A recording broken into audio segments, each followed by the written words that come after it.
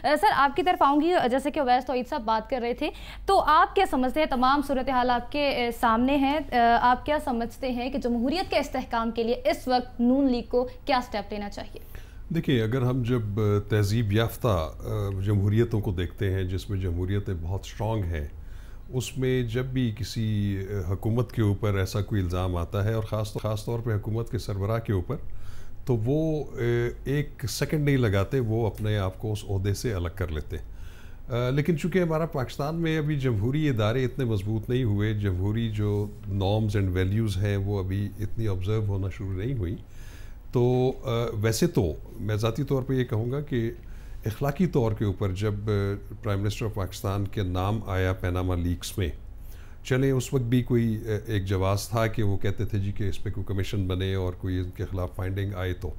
आपको याद होगा कि उन्होंने कौम से खिताब में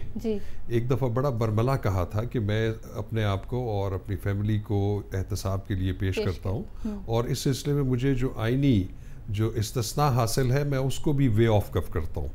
तो अगर कोई कमीशन बने और उसमें मेरा ज़रा सा भी किरदार सामने आ गया इन पैनामा लीक्स के हवाले से, तो उन्होंने ये बिल्कुल कौम से ये कहा था कि मैं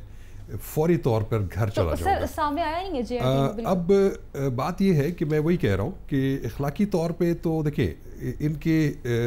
3 डिसक्रेडिट में चीज़ें जाती हैं इस वक्त। जो शरीफ फैमिली है, मियां नवाज शरीफ साहब और उनकी फैमिली, एक तो पैनामा लीक्स में उनका नाम आया, उसके बाद उन्होंने कहा कि इसकी तहकीक होनी चाहिए। पहले उन्होंने जुडिशल कमीशन के बारे में कहा, उस पर कंसेंसस डेवलप ना हो सका, फिर पार्लियामेंट के अंदर एक कमेटीज़ बनी जिसमें टर्म्स ऑफ रेफरेंसेस किसी नतीजे पे नहीं पहुंच सके। फाइनली जो final arbiter of the country है वो सुप्रीम कोर्ट ऑफ पाकिस्तान है। उसमें उनके पास, सुप्रीम कोर्ट ऑफ पाकिस्तान के पास जो 184(3) जो ओरिजिनल जुरिस्डिक्शन है कि वो हर किसी ऐसे मसले पे कॉग्निजेंस ले सकती है जिसका ताल्लुक मुफाद आमा से हो और वो बुनियादी हकूक़ से ताल्लुक़ रखता हो। तो आपको याद होगा कि जब ये पहली पिटिशन आई थी तो रजिस्ट्रार ऑफिस ने इस पर एतराज़ात लगा के उसको बल्कि फ्रिवलस करार दे के उसको वापस कर दिया था। तो सुप्रीम कोर्ट रूल्स के मुताबिक उसके ख़िलाफ़ अपील की गई जज इन चैम्बर के सामने। उन्होंने कहा कि नहीं, ये बनता है, और उन्होंने कहा इसको जुडिशल साइट पे लगाया जाए। अब एक तो पैनामा लीक, फिर दूसरा ये, और फिर जब ये 20 अप्रैल की जो 2017 को जो फैसला आया 5 रुकनी बेंच का, जिसमें उन्होंने मुत्तफ़िका तौर पे, वैसे अगर उस फैसले को देखें तो उसमें 3 जजेस ने